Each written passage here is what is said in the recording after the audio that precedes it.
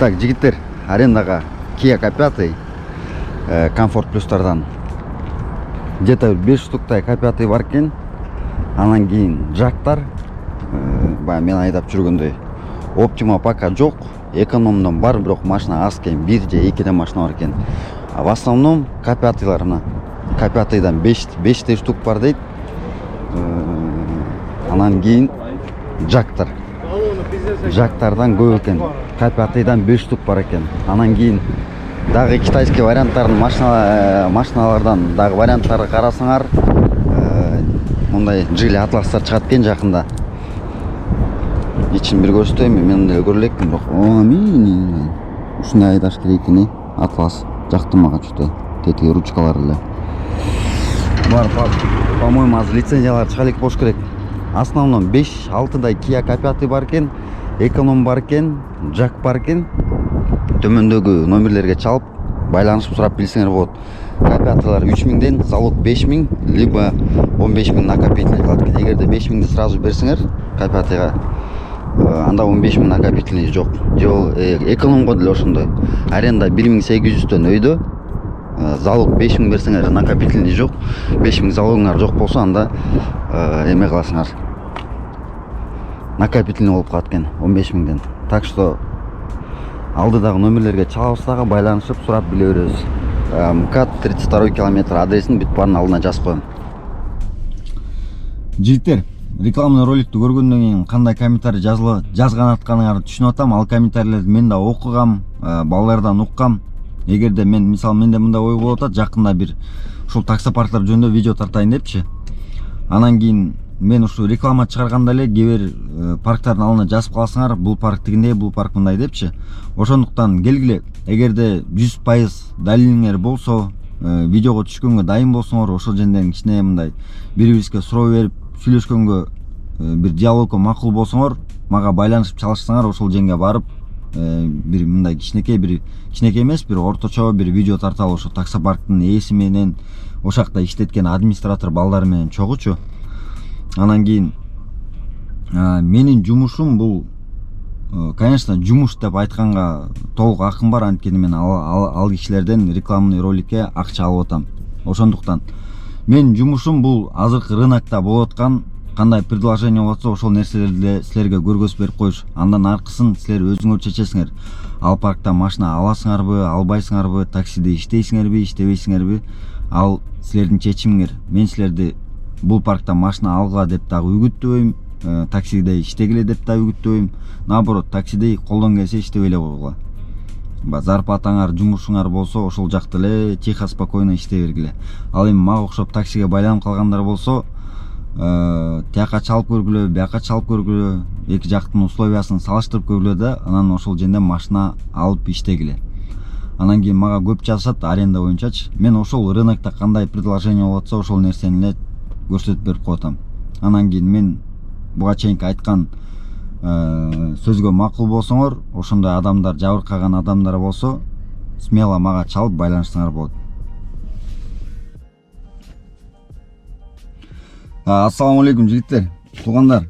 Өзүңөр байкагандай эле жактан түшүп туруп Chery Tiggo 4ге отурдум. Просы жок, максы жок эле, обычный эле Chery Tiggo 4.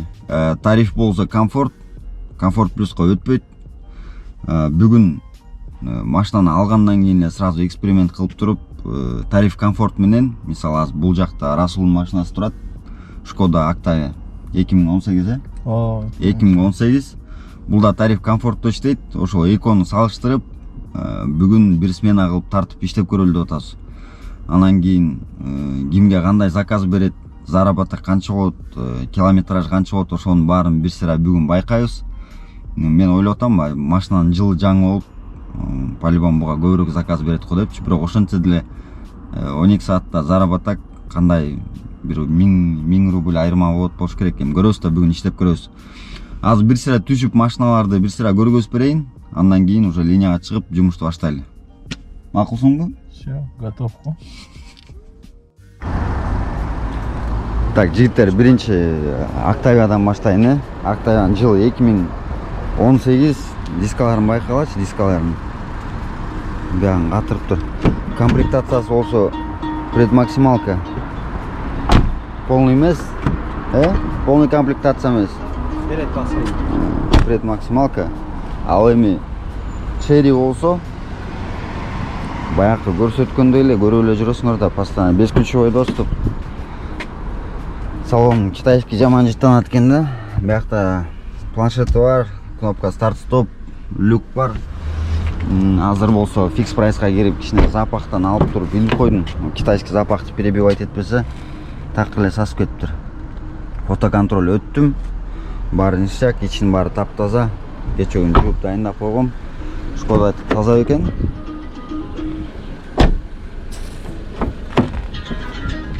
Биякта эмне музыка болуп аткан я? Расул калпакты бияка коюп коюптур. Так, башка көрсөтчү деле эчтеке жок го дейм, Тариф комфорт, кеттик ана эмесе. Так, жигиттер, саат канча болду? Расул айтчы. Саат 3:30 мүнөт өттү. 3:30 мүнөттө өткөндө баштадык. 12 саат иштейбиз, 12 саат. Ровно түнкү 12:30га чейин. 3:30га чейин. 3:30га чейин. Бир жерден кезигебиз да, заранее ошол жерден кезигебиз. 5 бир мактан. Сен аз канча заработок канча бар? 1200. 1264 десең? 64. 64 алып кетти. Меники 0 заработок. Мунуку 1264 экен. Көрбөйсүз. Жаттап ал, код мен да көрбөс коюн. Мына менде 0 заработок. Заработок 0. Кружогуң канча сеники? 12. 12, меники 24. Я. Ал жо заправка өчөт 22 болуп калат, брат. Менде 24, 22, мында 12 экен, ошондо 10 кружок. Рейтинг канча? 5. Я. Новичок да. Кана? Новичок. Новичоксуң го. Түшүндүм. Меники рейтинг 4.98. Конечка көрбөйсүң, Жок. Мен да көрбөйм. Линияга чыктыкпы? Чыктык анда. Контрол чогуу басалы. Баса бер. Сеники 24 болду. Не ойлонуп атасың? На линию, короче. Чыктык. Элемендер заранее эле тагым дайындап турайын. Сразу эле денейсиң. Заказ түшүп эле атамды кой. Азыр эмеден Первая Владимирскаядан баштап атабыз. Бул жерде кичине коэффициент күйүп турат. Бирок центрге катып атабы? Центрге катып атат. Центрге киргенде катып атат.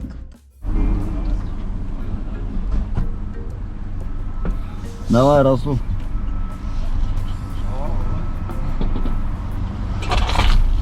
Биринчи заказды алып кеттим мен, жигиттер. Бордюрга чыгып кеттим го. Биринчи заказды по-любому мага ыргытты да.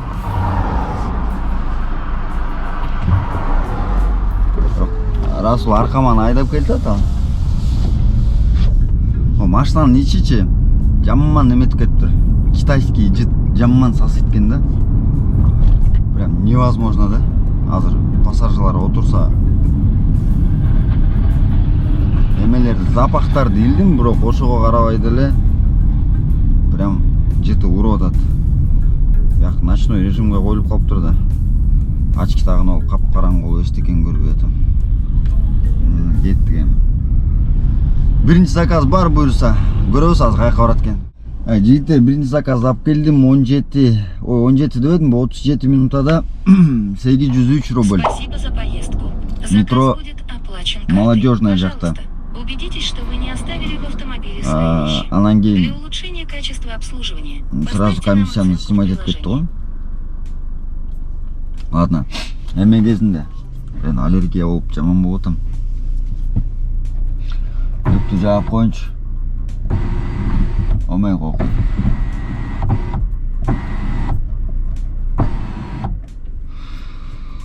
Ысык кезинде айтып коюн. Ключ. Может получится, цемент возьмем. Хорошо. Ладно, все, пока, спасибо. Здравствуйте. О, здравствуйте. Адрес знаете? Да. Большой Афанасьев, номер 31. Подъезд первый. Тяжело сегодня работать? Да только выехал. Второй заказ.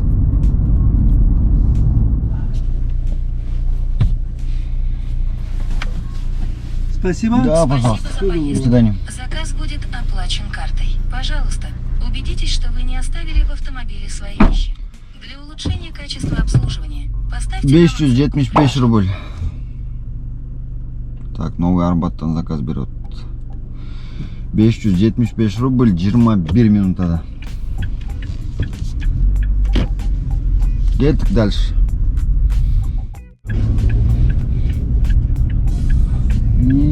Бар қайнап өлген атса жалаң центрде иштеп жүрөм го. Эмеден бери отупту. Кремльдин алдынанчы прям.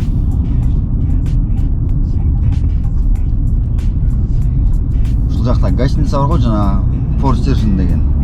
Туура эле айттым ба, англисче билгендер барбы? Центрде да заказ отменен дейт. Конечно, отменен. Бияқта уже локацияны туура эмес көрсөтүп атса, катып сатып. Канча 10 минутада келдим окшойт. 290 рубль болчу, что-то 269га түшүп калды да. Кеттик центрден качып эле чыгып кетпесек, что-то окшошчу да эмес. Всем стоять. Светофорду карабай эле өтө берет пешеходдорчу. Бүгүн центрде парковка бесплатный да, любой жака туруп салабыз да, любой жака. Для улучшения качества обслуживания поставьте нам оценку в приложении. 37 минута 1006 рубль. Дрожнага келип калдым. Дрожнага келип эле кайра сразу заказ алдым аркасынан эле. Расулжан эмне кылып болду экен? Жана чалсам заказ жок, отурам күтүп. Бир заказ эле кылдым деп аткан, бирок ал кулакка тип атышы мүмкүн да. Ассаламу алейкум жигиттер. Метро Бибирево, Плещеево 14 деген дарек менен өзүбүздүн кыргыз бир туугандар жасайт экен. Любой машинага. Азыркы учурда биз Расул экөөбүз келип атабыз. Ассаламу алейкум. Ушул Актабияга эме коврик алганчы. Анан кийин азыр мен силерге ичине кирип, бир сыйра көрсөтүп, канча убакытта дайын болот. Как раз могул жерде экен. Сразу эле кадрды үзбөй эле. Токтой бербейт, мен түшүп кетейин. Ассаламу алейкум. Кандайсыз байке? Жакшысызбы? Иш илгери. Бүтүп калды уже, Бүтүп калды. Так, туугандар, биз где-то бир бияка келатканда эле уже заказ берип койдубуз. Шкода Октавияга. Именно ушул светке. Азыркы учурда канча убакытта дайын болот байке? Основном таксидеги машиналар 20-25 мүнөттө даярдайбыз да. Таксинин машинасына бүт парна бар, Бүт барына бар. Ошондо светтери боюнча бул жактабы? Светтер бул жакта. Мисалы, жигиттер, каалаган светтер бар экен бuyakta. Кааласаңар жашыл, кааласаңар кызыл, четтерине строчкасына кылсаңар болот. Анда өзүңүз да бир кичине бир маалымат берип койсоңуз. Маалымат берип коеюн дегенде эме бул Ева коврик. Ева коврик дегенде бул эки түрдүү Москвада в данный момент материал бар. Бирөөсү Краснодарда жасалат материалдарчы.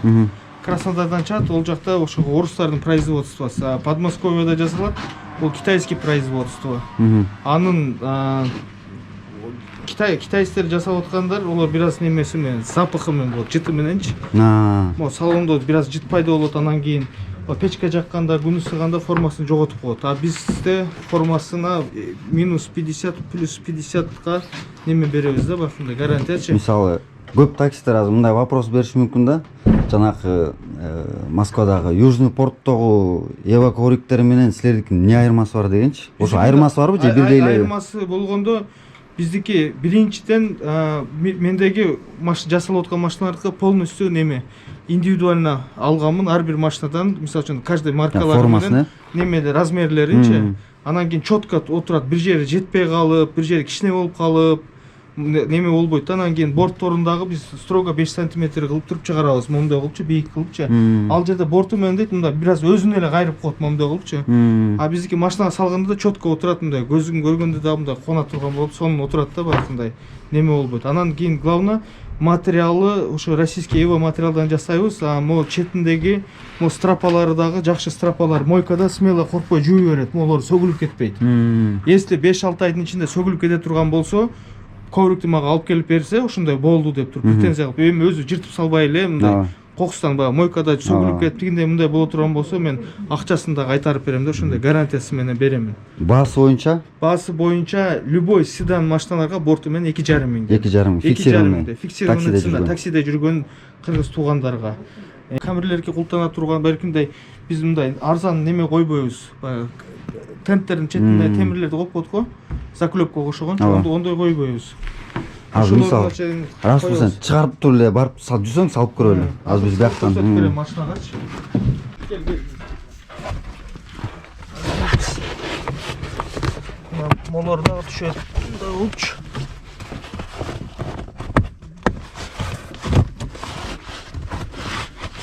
Как раз biz бул жагын узун кылып заказ бергенбиз, сиденьянын алдына. Biraz киргизип бермеген. Алдына киргизип бер деп. Так, клипсалар отурду. Клипсалар отурду, анан мондой biraz былкылдаган жерлери бар, мында формасын өзү biraz Пока кичине төбөлөп таштаганга чейин, өзү формасын кармоо болот. Ата кичине келип калды, чоң келип калды деген нерсе болду.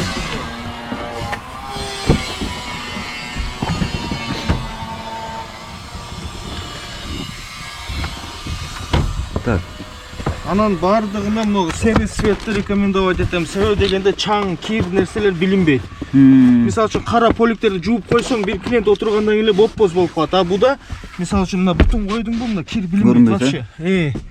А берки кара поликке буту койсоң уже сразу кир билинип калат. Мына туугандар бияктан эле экөө эле жетишти го дейм азыр байке. Уже мен эле өзүм жетип калды. Мына салгандай отурду да. Прям эч кандай. Зона отдыха ногилери дагы ондай 3D форматта жаза берет. Жана бут койгон жак ба?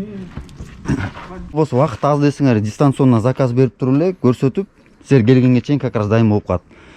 Төмөндөгү номерлерге чалып, байке менен байланышып, өзүбүздүн мондой машиналарга да жасайбыз. Как раз BMW келатыптыр.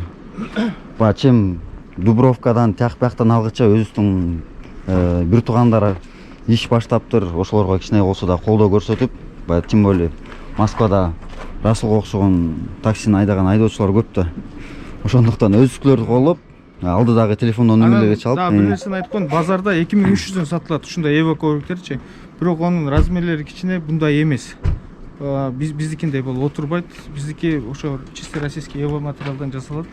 Ошого biraz кымбатыраак болот. Базардагы менен бирок салыштырып болбойт. Кымбат болгону 200 рубль. 200 рубль кымбат болот, бирок ошо размери четко түшөт. Ошого жакшы материалдан жасайбыз да.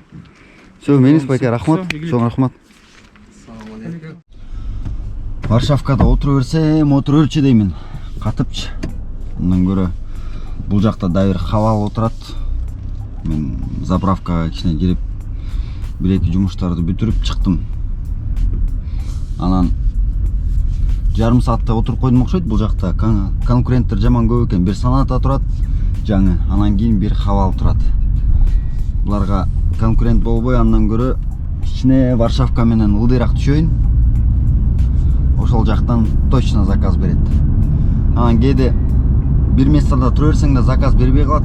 Локацияң көрүнбөй калат да, ошондуктан заказ бербей атканда кичине жылып койгула да.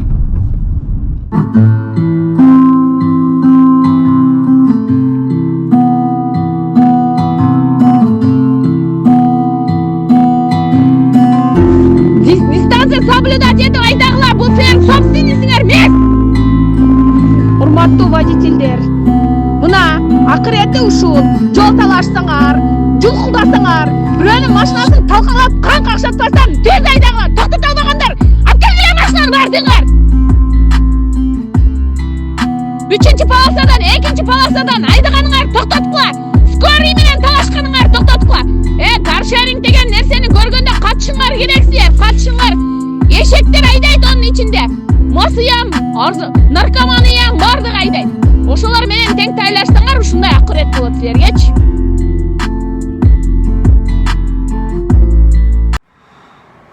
Жигиттер, таксопарк боюнча пилот такси, Табилов такси деген промокод менен кошулсаңар, бир жума без комиссия кылып коюп берет, андан кийин 1% же болбосо суткасына 50 рубльдан. Ошондой эле акчаңарды калган убакта чыгара алсаңар болот.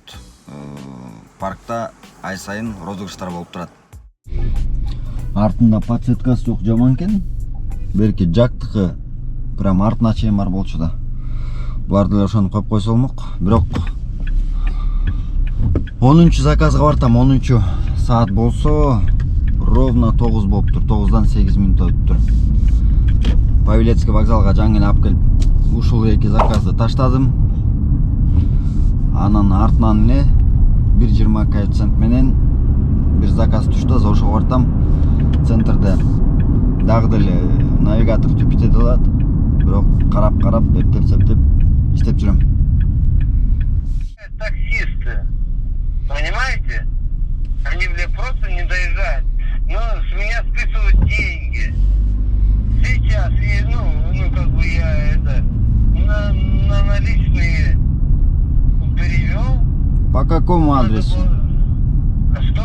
По какому адресу? По какому, на котором нахожусь. Ну Я какой? сейчас хочу такси заказать, а мне не берет, потому что вот говорит безналичный, и я хочу заказать, я пользуюсь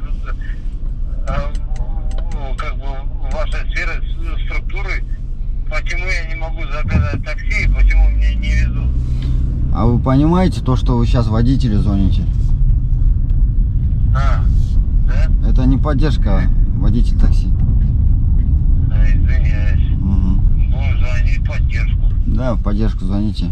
А почему они это сделали? Ну вот это еще раз доказывает то, что Яндексом что-то происходит.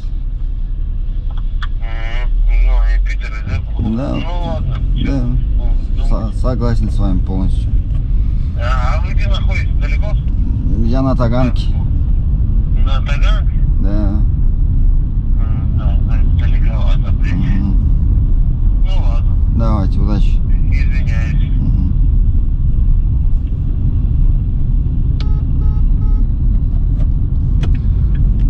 Яндекстен жаман бир гон болуп атат да. Техподдержкага чалып атса, мага түшүп калыптыр болчу. Техподдержкага маселе мага түшүп калыптыр.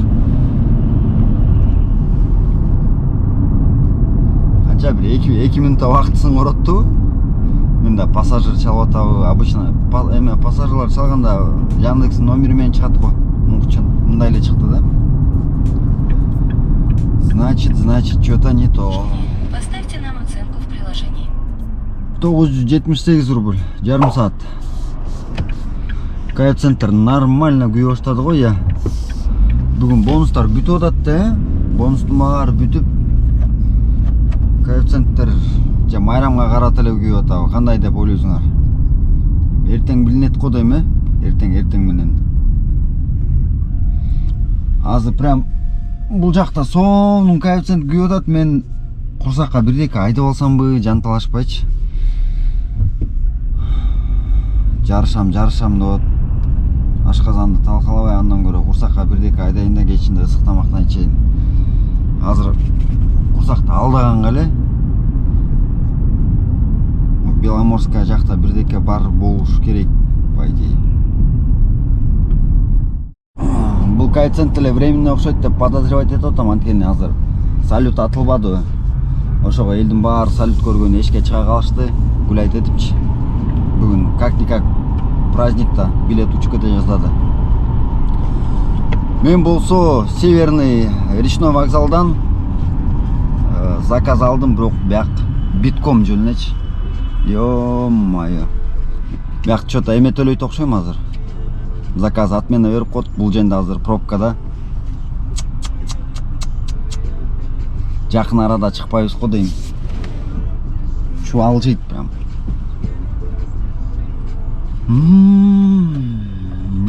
Бекер кирдим да, блин, коэффициентке кызыгып кеттим да, 1.84 менен берип салган.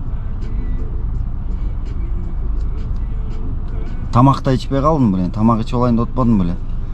Коэффициент жаман кызыктырып салды да. Заодно билейинчи, бияк канча минутта бесплатный экенин. Вау, 1.34 коэффициент менен дейт го. Коэффициентке деле кызыкпай калдым. 30 минутта 1256 рубль. Спасибо за поездку. Бүгүнкү Заказ будет оплачен. азыркы убакка эң эле кымбат заказ ушул заказ болду го дейм, 1236 рубль. Качество обслуживания. Азыр 1.34 менен аркасынан эле ыргытты. Оппана, тияка эле чыгып кетет экенбиз да. Расулжан канчалык заказдар ташып болду экен ал.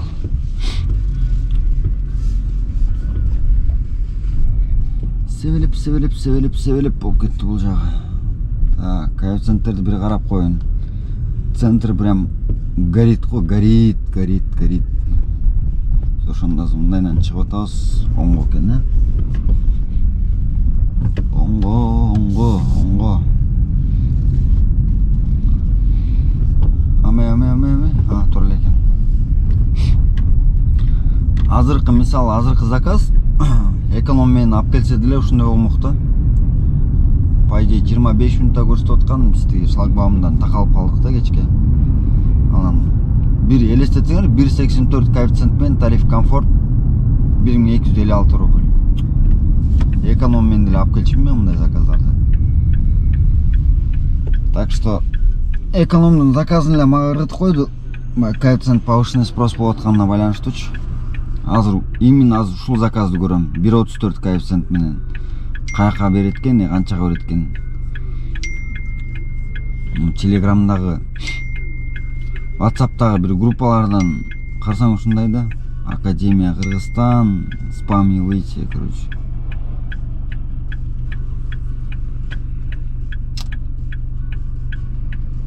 Номериңди алып туруп эле кошо беришет да ушу телеграмгачы, группаларга. Опа. Себелеп.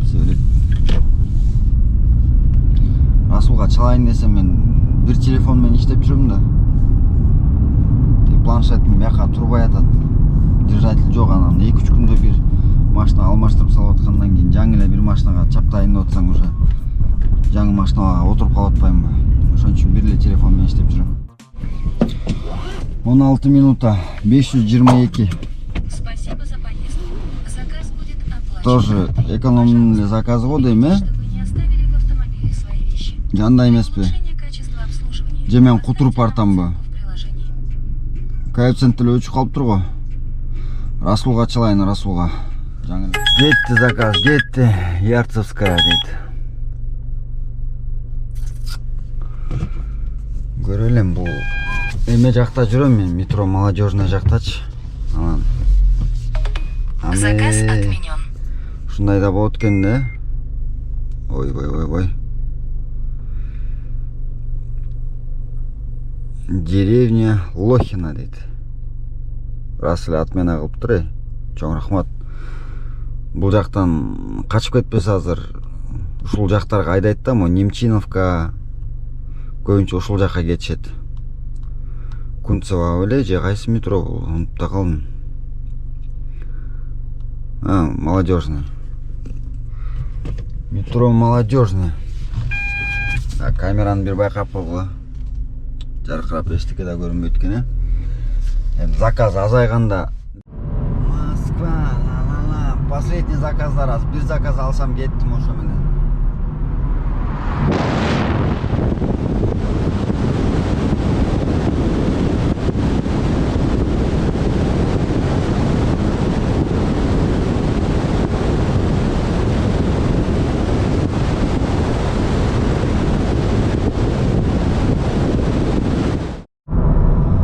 Жигиттер, саат 2:30 болду. Мен уже по делам коюп койдум 5 бармакка. Азыр Кутузовский менен кетип баратам. Ойлоп атам, азыр бир заказ алам депчи.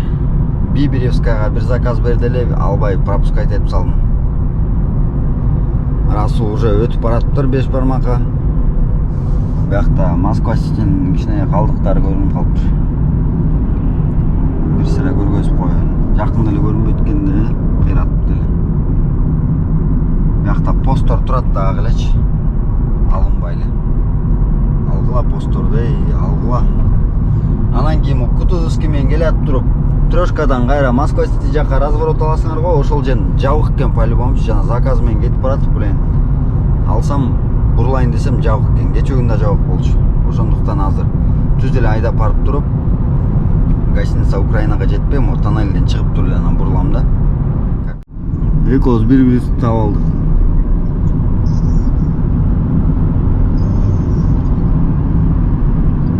Камера бар биякта. Камера бар биякта.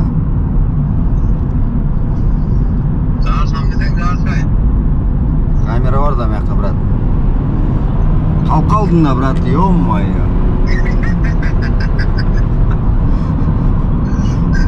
Айда алба. Машинаң тартпагандайын айдап эле койду, жарышам деп эле койду.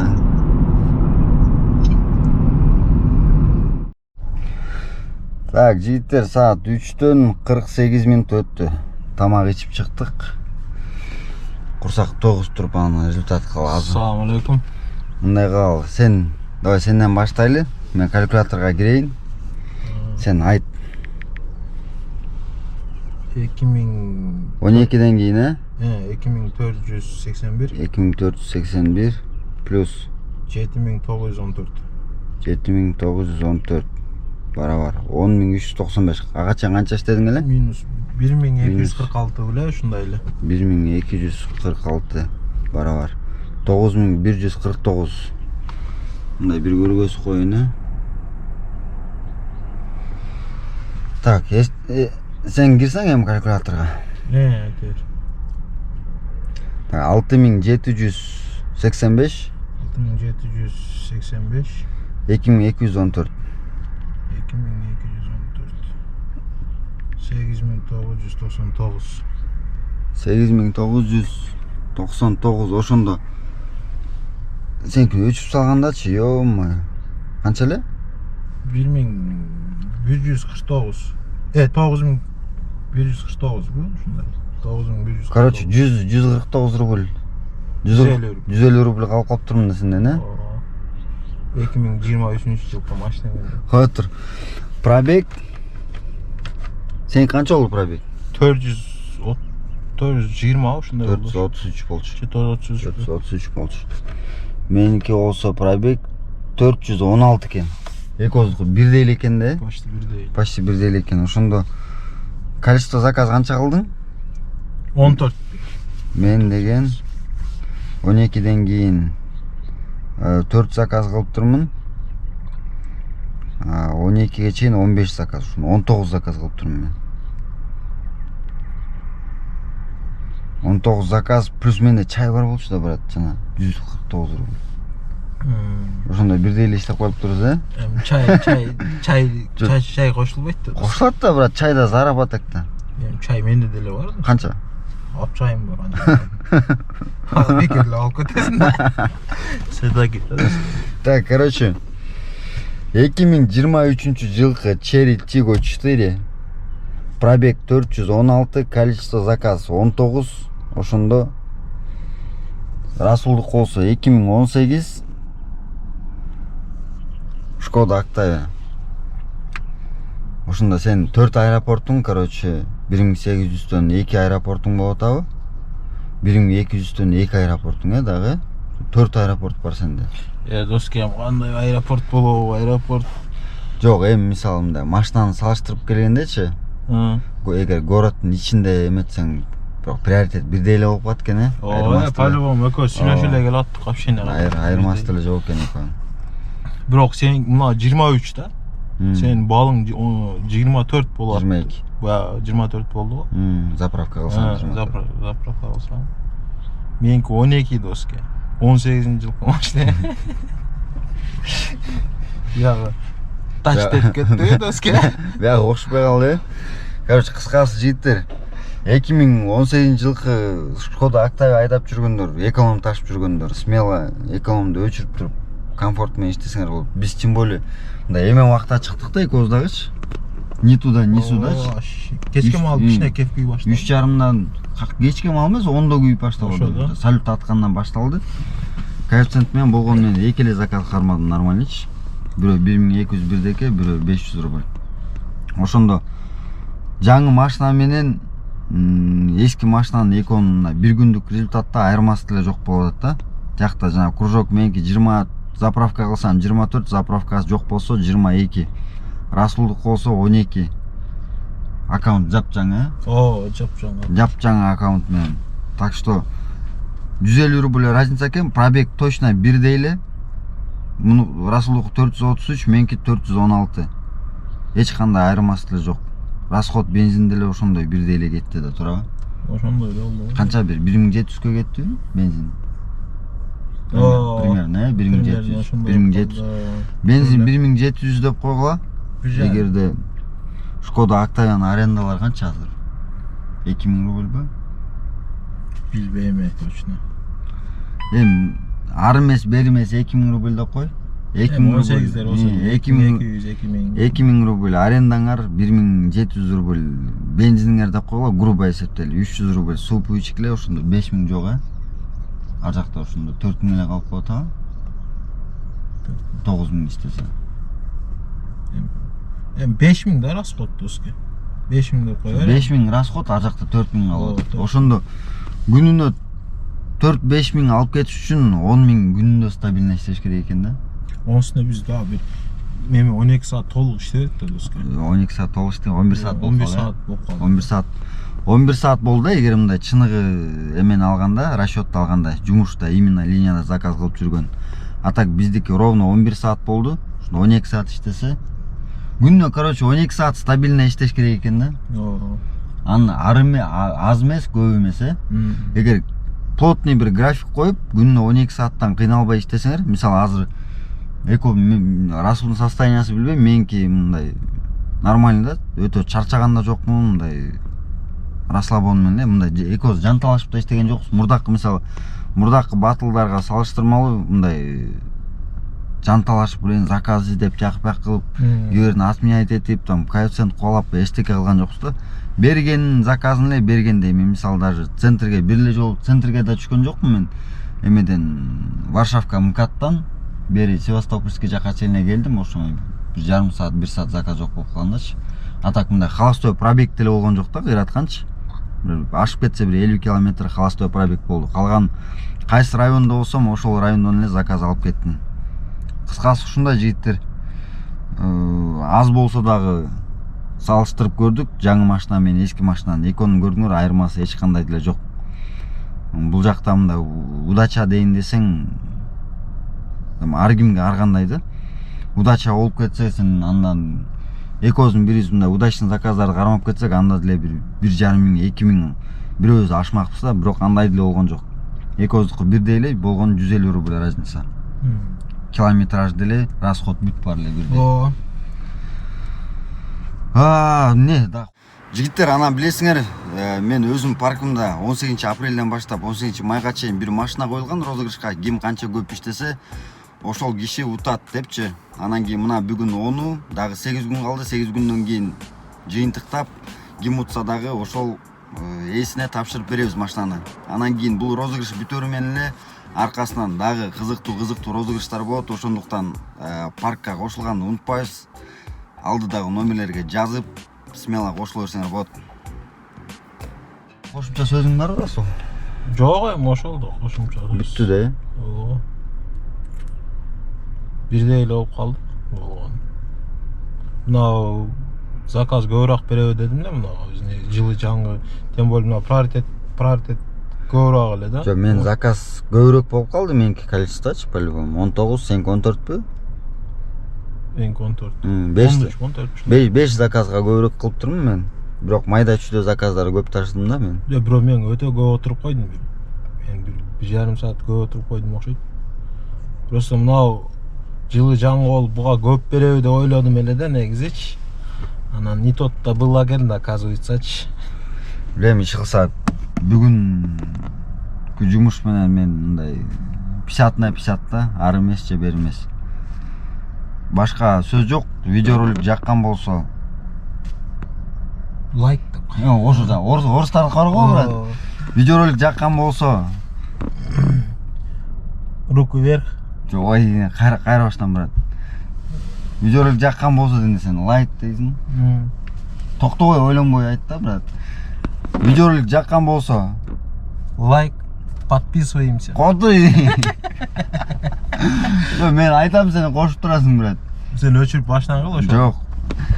Монтаждап коем, брат. Видеоролик жаккан болсо лайк, эгерде каналга катыла элек болсоңор, подписка. Давай, жигиттер.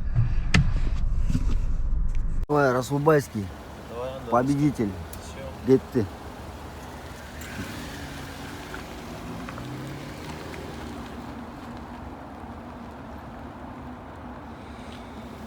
Мен болсо калдым. Дальше иштейм.